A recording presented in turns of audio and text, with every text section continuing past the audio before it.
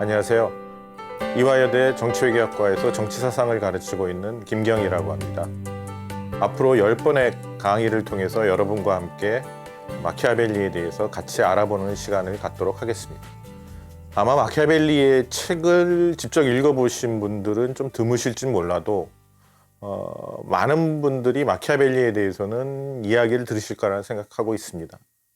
권모술수의 대변자 혹은 악의 화신 혹은 최근에는 공화주의자, 이래서 굉장히 마키아벨리에 대해서 많은 이름들이 불려지고 있습니다. 그만큼 논쟁적인 인물이라 할 수 있죠. 그래서 저는 이번 그 10번의 여러분과의 만남을 통해서 마키아벨리 자신의 이야기를 들어보는데 좀 더 초점을 맞출까 합니다. 그래서 가능하시면 저와 같이 마키아벨리에 대해서 알아보는 10번의 시간 동안 마키아벨리의 책을 직접 빌리시거나 혹은 구입하셔도 좋고요. 그래서 직접 읽어보시는 시간, 그리고 제가 말씀드린 마키아벨리에 대한 이야기가 여러분께서는 과연 어떻게 같이 동의하실 수 있을지, 아니면 또 다르게 생각하실지, 마키아벨리를 사이에 두고 서로 같이 대화를 나누는 시간을 가졌으면 좋겠습니다. 마키아벨리는 누구일까요? 1469년 이탈리아의 피렌체에서 태어났습니다. 그리고 1527년 6월 21일 피렌체에서 생을 마감했습니다.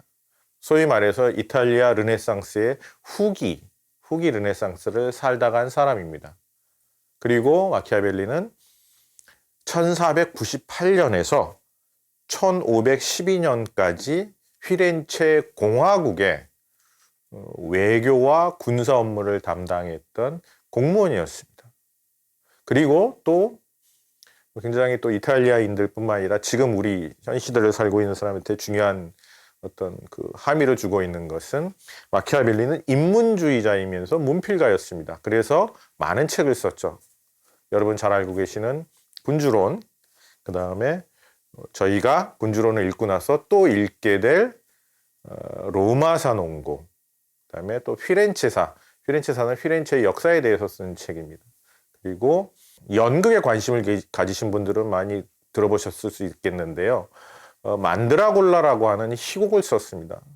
마키아벨리가 살았을 당시에는 이 연극이 무대 위에 올려져서 공전의 히트를 기록했기 때문에 마키아벨리는 희곡가로도 굉장히 많이 알려져 있습니다. 화면에 보이시는 이 그림, 마키아벨리 그림으로 많이 알려져 있죠. 그런데 사실 이 그림은 마키아벨리가 아닙니다. 이 그림을 그린 사람은 산토 디 티토라고 하는 사람인데요. 1536년에 태어나서 1603년에 죽은 이탈리아의 화가입니다. 딱 느낌이 오시죠? 아까 1527년에 마키아벨리가 죽었다 그랬으니 1536년이면 마키아벨리가 사망하고 나서 태어난 사람이죠. 당시는 사진도 없었죠. 그럼 이 그림은 무엇일까요? 마키아벨리는 어떤 사람이다라고 하는 인상, 마키아벨리에 대한 이야기를 통해서 마키아벨리는 이렇게 생겼을 것이다라고 생각해서 그린 그림입니다. 그래서 얼굴을 보시면 동글동글하고 원숭이를 닮은, 원숭이는 어떻죠? 원숭이는 동서양을 통해서 굉장히 영리하고 영악하고 그런 어떤 그 동물로 그려지고 있는데요. 권모술수를 설파하고 정치나 어떤 경쟁이 심한 사회에서 살아남기 위해서는 꾀를 많이 써야 되고, 그런 어떤 영악한 인물이라고 하는 당시의 일반적인 마키아벨리에 대한 인상을 그린 이 초상화가 바로 이 초상화입니다. 그만큼 마키아벨리가 사후 마키아벨리에 대한 그 인상이라고 하는 것은 군주론을 통해서 굉장히 뭐라 그럴까요? 저희가 이제 군주론을 직접 읽으면서 느끼시겠지만 좀 왜곡돼 있다. 그리고 그 왜 그렇게 왜곡됐는가는 조금 이따 또 말씀드리도록 하겠습니다. 마키아벨리의 군주론이나 로마서 농고를 읽기 전에 마키아벨리가 지금부터 한 500~600년 전에 태어났던 사람이고 그랬기 때문에 한 사람을 이해하기 위해서는 또 그 당시를 조금 알아보는 것도 필요하죠. 마키아벨리가 살았던 시대에 대해서 잠시 말씀을 드리고자 합니다. 그래서 중요한 거는 르네상스라고 하는 겁니다.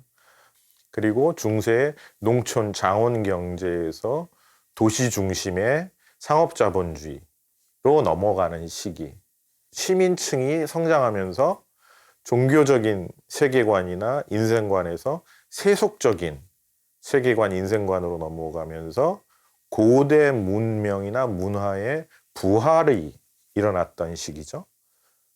그러면서 또 중요했던 거는 시민들이 어떤 사회의 중심이 되다 보니까 어떤 내세나 이런 어떤 종교적인 것보다는 현세, 세속문화, 그리고 인간 자체에 대한 관심이 굉장히 늘어난 시기라고 볼 수 있습니다. 그리고 이러한 관점들이 마키아벨리의 저술들에 깊이 녹아 들어가 있습니다.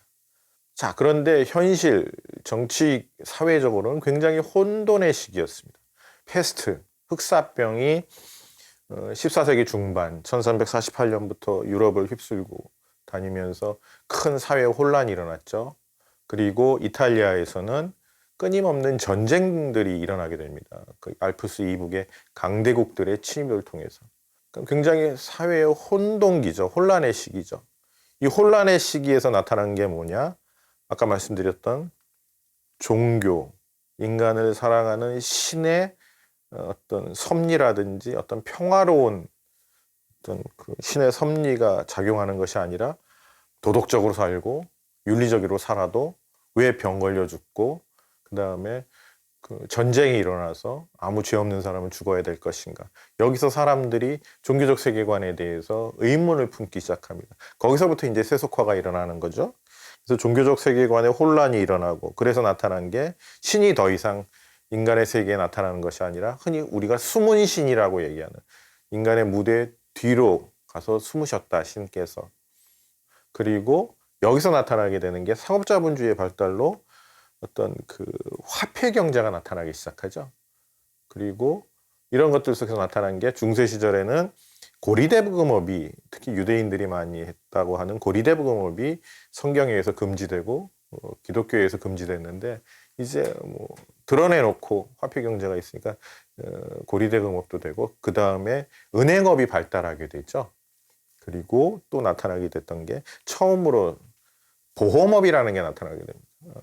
지중해를 둘러싸고 어떤 상업이 활발하게 되니까 위험을 해치하기 위해서 위험을 방지하기 위해서 보험업이라고 하는 굉장히 근대적인 어떤 그 상업자본주의의 그런 요소들이 나타나게 되는 거죠. 그리고 마키아벨리의 유명한 이야기가 있죠. 사람들은 어버이의 죽음보다 재산의 상실을 더 슬퍼한다. 군주론에 나온 얘기입니다. 굉장히 어떤 이익에 민감한, 사실 근데 이익에 민감하다는 얘기는 굉장히 합리적이라고 볼 수도 있는 겁니다. 지금 약간 그 르네상스의 경제적인 측면에서 말씀드렸다면 경제가 변하면 사람들의 마음도 변하고 사회 생활의 그 패턴도 변하게 되는데 그 중에 하나가 그 고대의 부활이라고 하는 어떤 인문학, 휴머니즘이라고 하는 인문주의가 발달하게 됩니다. 특히 이 피렌체나 그 이탈리아의 르네상스는 고대라고 하면은 우리가 잘 아는 아테네가 있고 로마가 있는데 물론 아테네의 철학이 부활이 되기도 하지만 이 이태리 특히 피렌체에서는 지형학적, 지리적 특성상 로마의 부활이 일어나게 됩니다. 이 로마의 부활은 마키아벨리에서 사실 굉장히 중요합니다. 군주론에서도 그렇고 그 또 다른 중요한 저서인 로마서 농구에서도 당시 피렌체나 이탈리아의 문제를 해결하기 위해서 끊임없이 그 돌아가는 모범으로 돌아가는 곳이 바로 로마입니다. 로마. 그래서 종교적인 것에서 현세적인 세속화의 삶으로 가면서 하나님의 혹은 신의 말씀 대신 인간이 중요해지게 되고 인간이 중요해지다 보니까 역사가 중요해지게 됩니다. 왜냐하면 역사는 인간들의 삶의 궤적을 그려놓은 것이 역사죠. 그리고 그 인간들의 삶의 궤적을 공부하고 그것을 읽음으로써 현세에 우리 자신의 삶에 어떻게 적용할 것인가 라고 하는 의미에서 역사가 그다음에 고대의 역사, 그다음에 고대의 역사가들의 저술들이 발견되고 끊임없이 그 필사를 통해서 알려지고 그다음에 읽혀지고 이렇게 됩니다. 그리고 마키아벨리의 그 중요 저설들 군주론에서도 끊임없이 역사에 대한 이야기가 나오고 있습니다.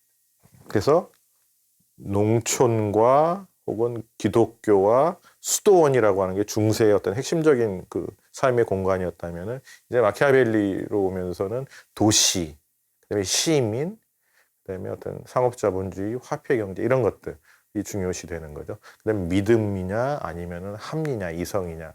물론 약간 도식화시킨 경향도 있긴 하지만 이렇게 이해하시면 편하실 것 같습니다. 그래서 그 유명한 이야기도 있죠. 도시의 공기가 시민을 자유롭게 만든다.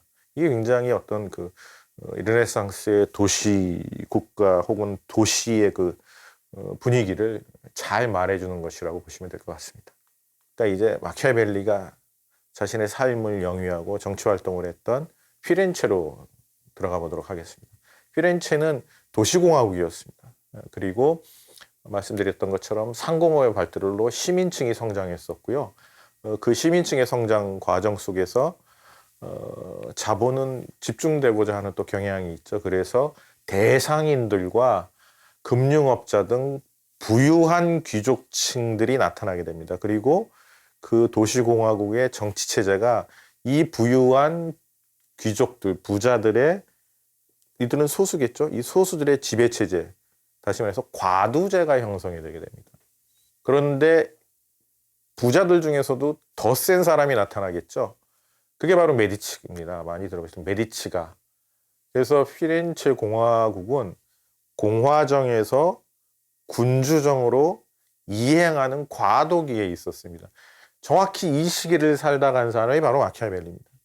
그러니까 마키아벨리에서 굉장히 논쟁적인 이유 중에 하나가 어떻게 한 사람이 군주정을 옹호하는 군주론을 썼지?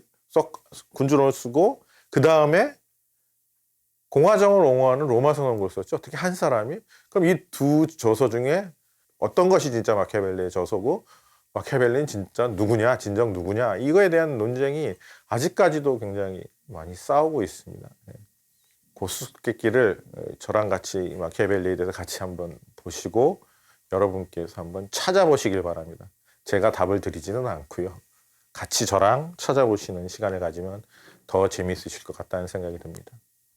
피렌체라고 하는 나라는 도시공화국은 또 이탈리아 반도의 어떤 정치 상황과 연결이 돼 있겠죠. 당시 이탈리아는 강대국들의 전쟁터가 되어 있었습니다. 알프스 이북의 프랑스라든지 독일, 그 다음에 이쪽에 스페인, 특히 프랑스 같은 경우는 그 영국과 백년 전쟁이 끝나고 나서 강대한 어떤 그 나라를 형성해 있었고, 이탈리아는 크게 5나라로 분열이 되어 있습니다. 북쪽에 밀라노 공국, 북동쪽에 베네치아 공화국, 중부에 피렌체 공화국, 그 좀 더 밑에 로마를 중심으로 한 교황국, 그다음에 이 남부에 나폴리 왕국. 이게 큰 5개의 나라로 분열이 되어 있었습니다. 분열이 되어 있다 보니까 뭐 서로 통일하려고 하는 운동도 있겠지만 이 5개 나라의 힘들이 비슷비슷하다 보니까 서로 경쟁하고 자기가 힘이 좀 밀릴 때는 알프스 이북의 소위 말해서 외세의 힘을 빌려오고, 그래서 당시 이탈리아 정세는 끊임없는 전쟁의 일상화라고 볼 수 있을 것 같습니다. 이러한 문제 속에서 피렌체도 끊임없이 그러니까 정권의 변동이 일어나게 되고 외세의 침이 있게 되고, 이 상황 속에서 마키아벨리는 과연 정치는 어때야 되는가? 더 이상 이렇게 불안하고 외세에 의해서 휘둘리지 않는 강한 나라를 어떻게 구성하면 될 것인가? 라고 했던 것이 마키아벨리의 근본적인 문제의식이고, 그것이 그의 두 주저인 군주론과 로마사 농고에 나와 있습니다. 보시면 이 그림이 하나 있는데요. 이거는 그 당시 1480년대, 90년대에 나온 그림입니다. 지금 그 피렌체의 그 시청사 건물 지하 1층에 가면은 그 지도를 이렇게 전시해 놓은 곳인데 거기 굉장히 큰 그림이 있죠. 그거를 간략하게 한 건데 지금도 사실 좀 비슷해요. 지금 아마 드론을 가지고 위에서 찍으면은 저 그 성곽 내에 있는 그림은 비슷할 겁니다. 저 이 그림을 보여드리는 이유는 도시공화국의 도시의 특징을 좀 보시라고 해요. 듬성듬성 이렇게 뛰어서 떨어져 사는 농촌 지역이 아니고 도시 속에서 인민들과 시민들이 아웅다웅하면서 살아가는 그 모습들을 좀 보시면 좋을 것 같아서 그 그림을 보여드렸고요.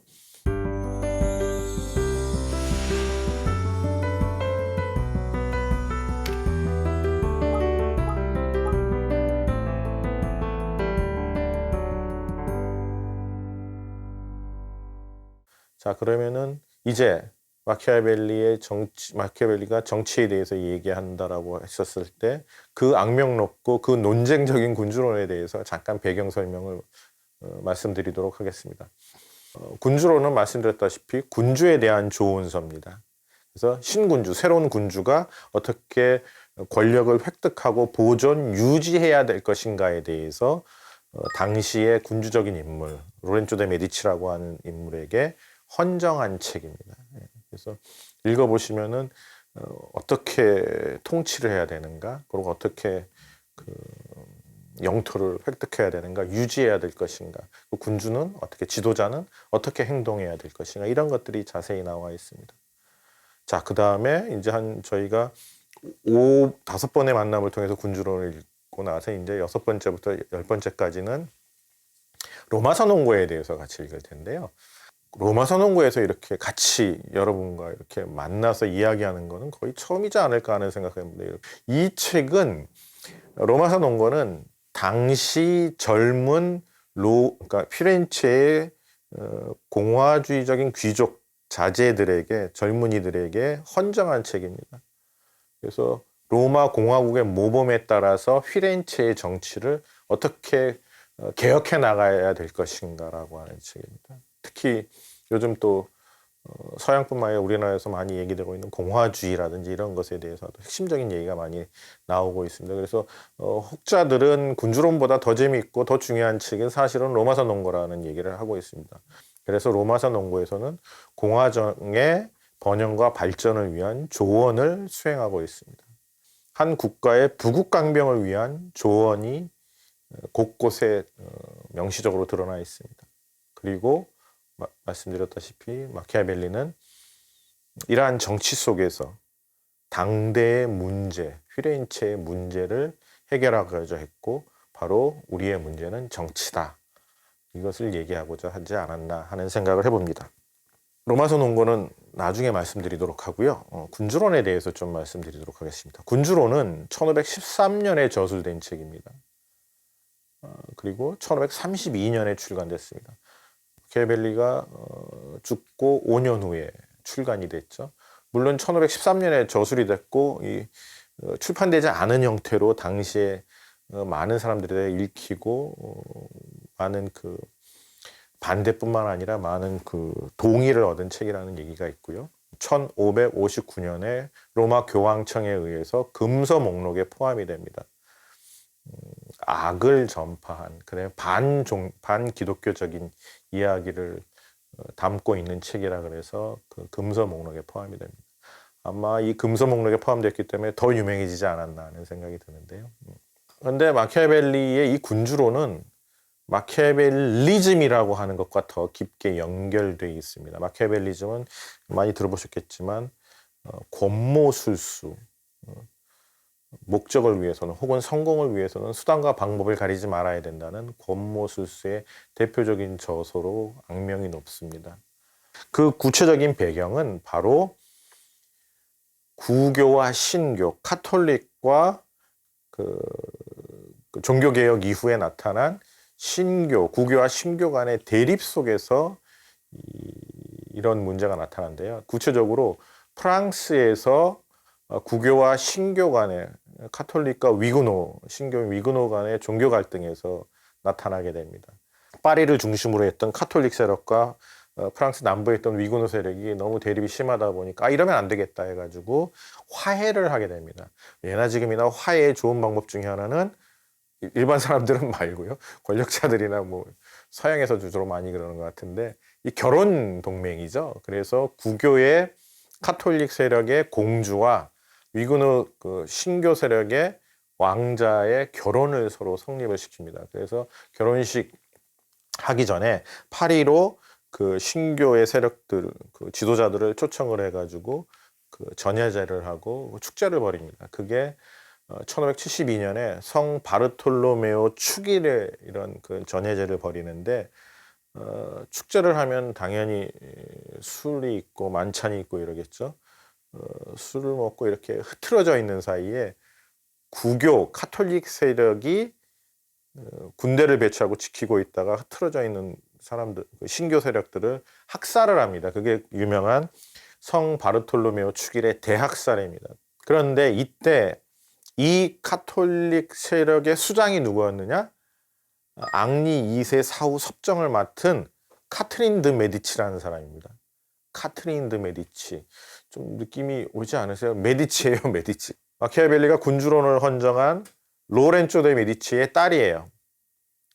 그래서 이 사건이 있고 나서 1576년에 신교 위그노파의 장띠에라고 하는 사람이 구교의 행동을 비판한 책을 씁니다. 그게 안티 마키아벨리라 그래가지고 소위 말해서 반 마키아벨리론이라고 하는 책을 써요. 거기서 이들의 어떤 그 불러놓고 화해하자 놓고 학살하고 뒤통수 친 소위 말해서 권모술수적인 행위를 마키아벨리적이다 해서 비판을 하게 됩니다. 그래서 군주론의 권모술수로 설명을 하게 되는 거죠. 여기서부터 이제 악의 교사 마키아벨리즘의 마키아벨리라고 하는 그 유명한 레테르가 붙여지게 되는 겁니다. 마키아벨리는 여기 전혀 관계도 안 했는데 어떤 그 권력자들의 어떤 그 자연적인 그런 어떤 권력 투쟁 속에서 그 이기기 위한 권력 그 안 좋은 그 권모술수를 사용했는데 그것이 마키아벨리적이라 그래서 비판을 받게 됩니다. 그래서 그 이후로 이제 마키아벨리즘이 각 나라에서 권력 투쟁의 역사 속에 약자가 강자를 이기기 위해서 하거나 어떤 권모술수를 사용하게 되면 끊임없이 쟤는 마키아벨리적이야 이런 식으로 해서 재생산되고 반복되었던 겁니다.